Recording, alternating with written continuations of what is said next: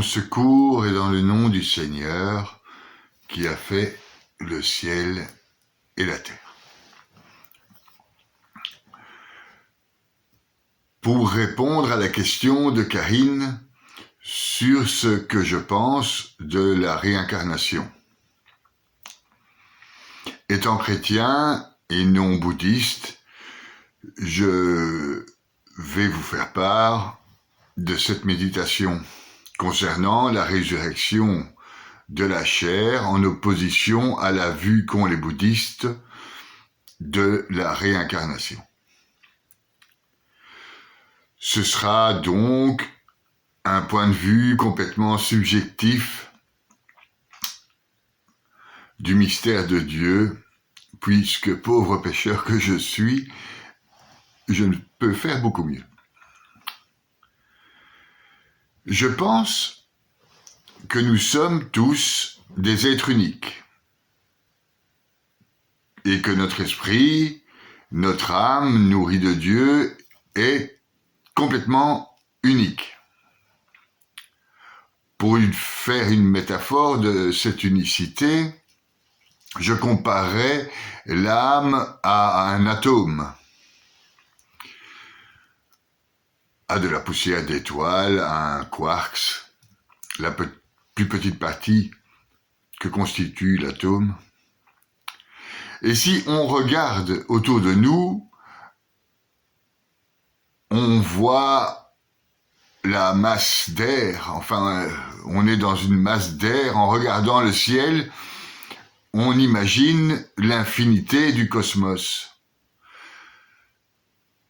Car oui, actuellement, le cosmos est défini comme infini. Donc, dans cette infinité d'espace,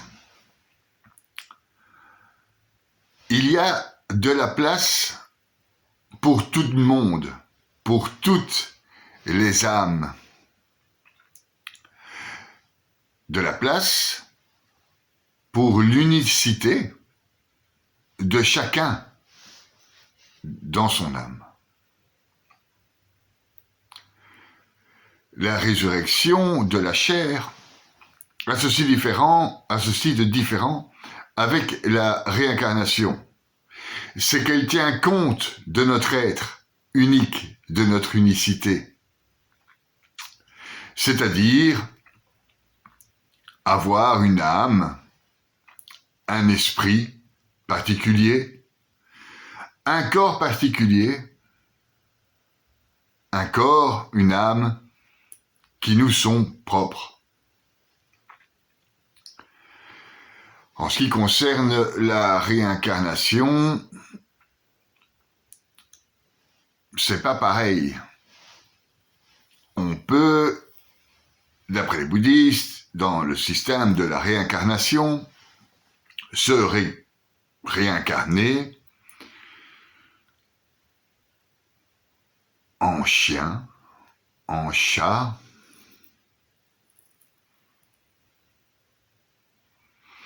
et donc ça ne tient pas compte de cette unicité qui fait notre être, c'est-à-dire un esprit et une âme particulière. Pour la réincarnation, on pourrait être une girafe un jour, un bonsaï,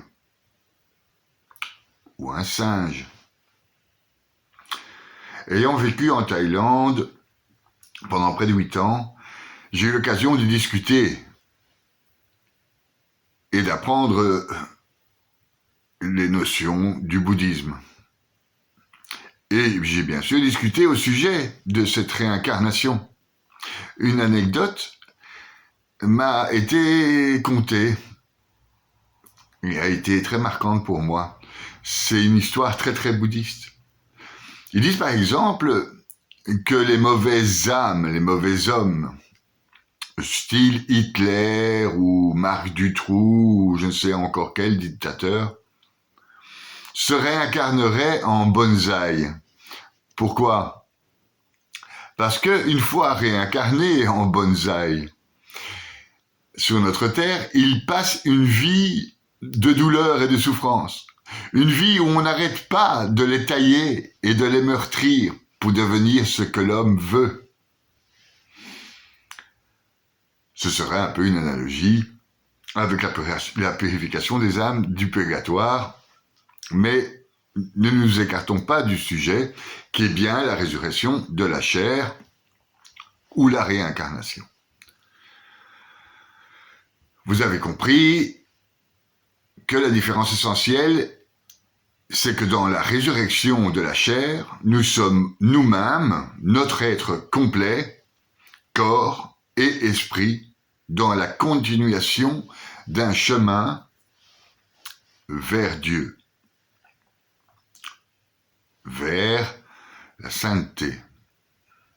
Tandis que dans la réincarnation, c'est pas ça du tout, nous perdons cette unicité de l'être pour devenir quelque chose de complètement différent, de nature différente, possédant des accidents différents. Tout dépendrait alors d'un karma qui changerait la nature même de notre être. N'étant pas bouddhiste, j'ai la foi intime en la résurrection de la chair, c'est-à-dire le retour futur après la mort de mon être dans son entièreté de chair et d'esprit. Même si cette entièreté de chair et d'esprit pourrait être différente que ce que nous connaissons actuellement, prendre d'autres formes, celle des anges, comme nous dit Jésus, celle du corps glorieux, comme nous l'a montré Jésus, ou même celle d'un corps comme nous le connaissons maintenant, qui sait, comme l'a aussi montré Jésus aux disciples d'Emmaüs, par exemple, à Pierre, etc., qui ne le reconnaissaient pas. Enfin bon, la certitude est qu'on n'est pas d'un côté une âme et d'un côté un corps. On le sait très bien. Quand mon âme va mal, mon corps va mal. Quand mon corps va mal, mon âme va mal. À ce niveau de connaissance, nous attaquons le mystère de Dieu, que ce soit pour la réincarnation ou pour la résurrection de la chair.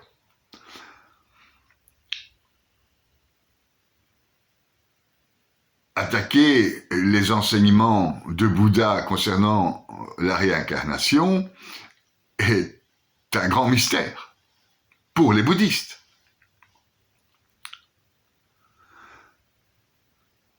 Nous sommes donc obligés de rentrer en méditation et en prière pour avoir les réponses du divin, qui est pour nous, chrétiens, une personne.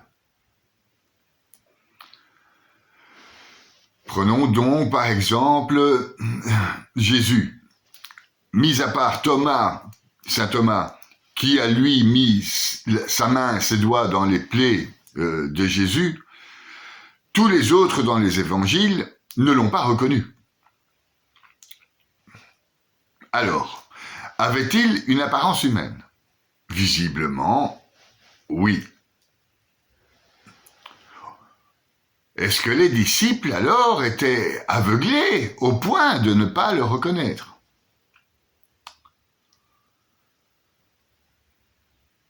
De son vivant, Jésus prit Jacques, Jean, Pierre en haut de la montagne du Tabor, et les disciples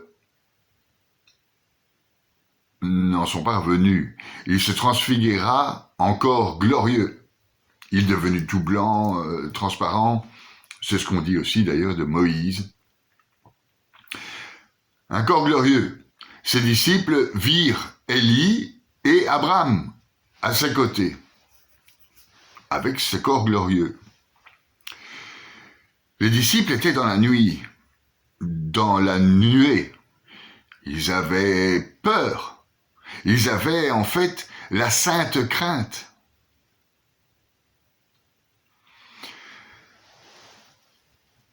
Quand nous parlons de réincarnation ou de résurrection de la chair, nous contemplons un mystère, le mystère de Dieu. Il nous est donc impossible, avec certitude, d'affirmer que nous nous réincarnerons en bonobo, en girafe, en mouche à caca. Il est tout aussi impossible de savoir avec certitude ce qu'est un corps glorieux. Et qu'est-ce exactement la résurrection de la chair? Mais nous avons quand même des indices dans les Écritures. Il est dit par exemple que certains seront maudits jusqu'à la 4e génération dans l'Ancien Testament. Serait-ce alors l'esprit qui agit à travers les générations familiales? Nous connaissons tous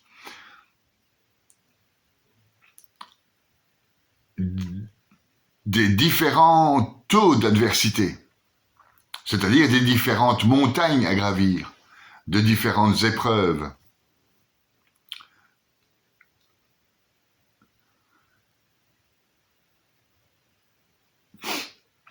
Et pourtant, nous avons tous cette âme, ce souffle de Dieu, unique, qui fait partie de l'ensemble de la création. Ensemble que forment uniquement, dans cette unicité, toutes les âmes créées de Dieu. Je parle donc bien de la religion judéo-chrétienne. Nous sommes devant un grand mystère que seule la méditation, la prière et le Saint-Esprit peuvent nous aider à comprendre. Ce mystère est le même en ce qui concerne la philosophie bouddhiste, où le seul moyen pour Bouddha de comprendre ce mystère fabuleux de l'univers et de le méditer. Seul avec Dieu, nous, Jésus, Bouddha. Seul Dieu créateur, l'omniprésent, et son Verbe peuvent nous instruire dans ces méditations via le Saint-Esprit. Jésus encore nous dit, il faut renaître de l'esprit. Chaque jour peut être une résurrection de la chair quelque part. Chaque jour, le corps peut changer. D'ailleurs, les scientifiques admettent que le corps se régénère entièrement au courant de notre vie, ou quasi entièrement. Je ne vais pas vous faire un cours de science, c'est pas le but, mais pouvez-vous vous renseigner sur Internet, le corps se régénère quasi entièrement tout au cours de notre vie. Ça dépend, les cellules, etc. S'agirait-il là d'une première résurrection de la chair? En tout cas, c'est sûr, il ne s'agit pas de réincarnation.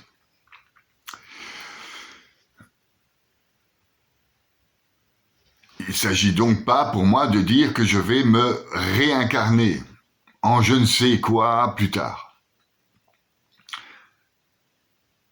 Certains d'entre nous peuvent, grâce à la méditation, constater des changements substantiels au niveau de leur âme, de leur esprit et de leur corps. On ne peut pas séparer, que ce soit pour la réincarnation ou pour la résurrection de la chair, on ne peut pas séparer la notion de souffrance. la notion d'épreuve, cette ultime épreuve qu'est la mort.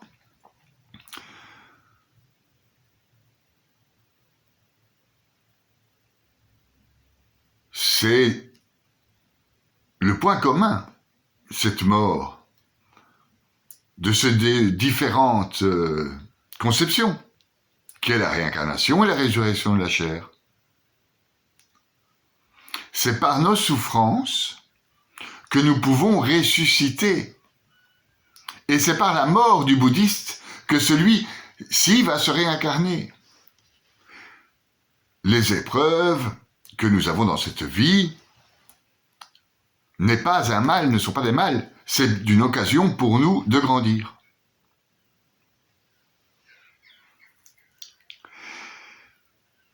Il y a dans les deux cas, dans cette notion de souffrance, qui agit comme une purification ou comme une transformation totale. On ne peut séparer cette souffrance de la notion d'amour. Je vais vous parler d'une petite histoire qui s'est passée avec Saint Jean de la Croix. Saint Jean de la Croix était emprisonné dans une prison d'un monastère à Tolède. Libéré, une fois libéré, il s'est enfui, aidé par les anges, etc. Il s'est enfui et il s'est rendu au monastère de Béaz. Le monastère de Béaz qui avait été fondé par Sainte Thérèse d'Avila, sœur carmélite déchaussée. On dit les déchaux. Donc, les sœurs déchaux, en ouvrant le rideau qui se laissait dévoiler les grilles de la clôture, virent Saint Jean de la Croix, amaigri, blessé, attristé, souffrant, enfin en très mauvais état. Et ils se mirent à lui chanter un hymne qui restera gravé, en tout cas, pour moi, dans mon cœur. Qui ne connaît pas les peines dans cette vallée de douleur, ne connaît pas non plus les bonnes choses, et ne connaît même pas l'amour. Parce que la douleur est le vêtement de l'amour. Je trouve ça magnifique.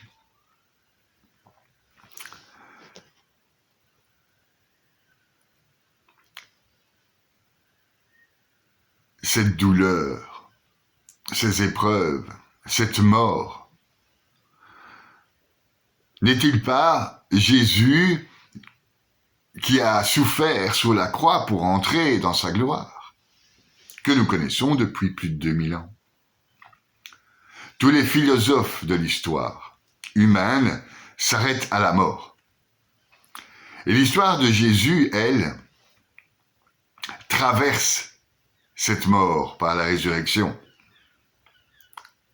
L'histoire de Bouddha traverse cette mort. Jésus nous dit lui-même qu'il est le seul chemin qui mène au Père. Et je vous invite à cette méditation. C'est pas un chemin de réincarnation. C'est un chemin de résurrection totale de notre être.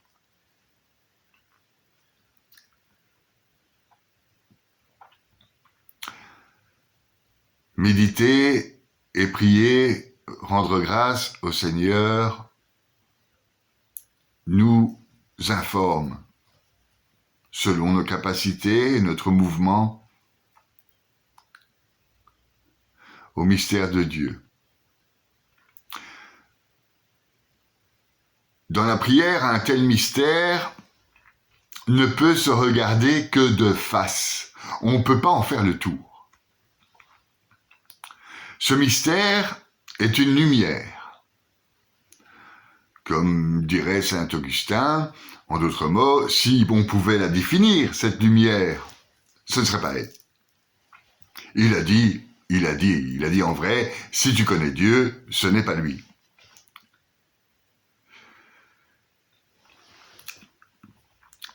La fin de la vie n'est, à mon sens, pas une trahison.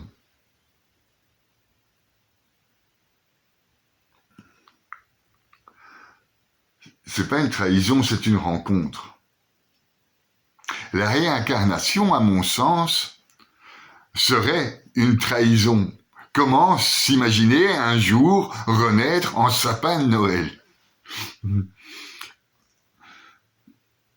Bon, ce qui est important, trêve de rigoler, ce qui est important, c'est, ce qui est important et même primordial, c'est de penser à la vie que nous menons aujourd'hui, dans l'instant présent, actuellement, et non aux hypothèses théologiques, philosophiques, farfelues sur la réincarnation ou la résurrection de la chair.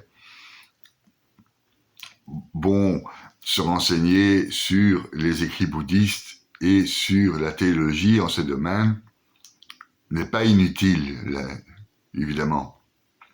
Mais c'est pas primordial. Ce qui met d'accord tout le monde, c'est que notre âme, elle est immortelle. Voilà. Quant à supposer une certitude de ce qui se passe après la mort, c'est pas notre problème. Ce n'est pas notre problème actuel, en tout cas. Donc, à chaque jour suffit sa peine. Hein. Notre problème actuel, c'est d'être une bonne personne qui va se réincarner en autre chose qu'en un bonsaï, déjà. Qui aura un corps glorieux dans la Jérusalem céleste, déjà. Une bonne âme, une bonne personne, à l'image de Dieu, à l'image de Jésus, à l'image de Bouddha. Et ça, c'est commun à toute philosophie ou religion. Notre objet premier, c'est l'amour.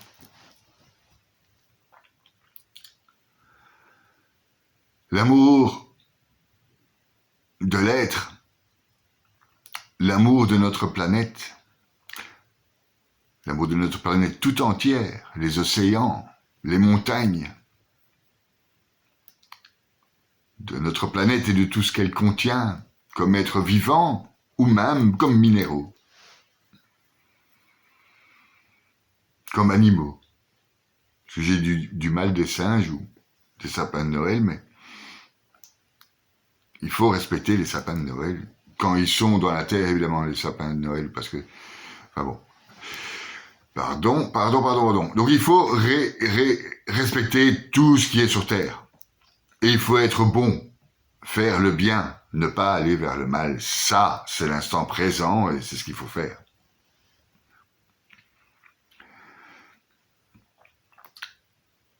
Maintenir cette unicité entre le corps et l'âme. Maintenir cette unicité avec une humanité capable de non-violence, une humanité capable de Dieu, une humanité capable du surnaturel, une humanité charitable, enfin. Que ce soit pour les bouddhistes ou pour les religions judéo-chrétiennes, il est une certitude de foi. C'est que notre vie n'est qu'un passage sur terre. Nous sommes des pèlerins. Ce que j'aime, personnellement, dans la résurrection de la chair, dans la résurrection de Jésus,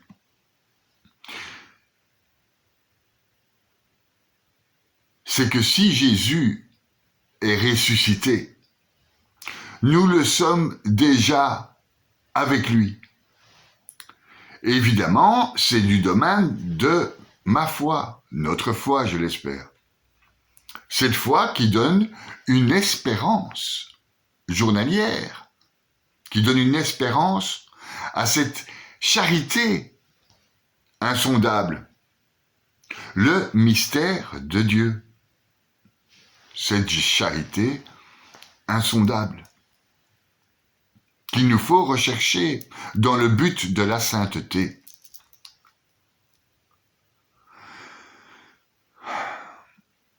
On nous a rien dit de clair concernant la réincarnation ou concernant la résurrection de la chair. Pourquoi? Pour la bonne et simple raison que si on le savait vraiment, on n'aurait qu'une envie, c'est d'y aller. Amen.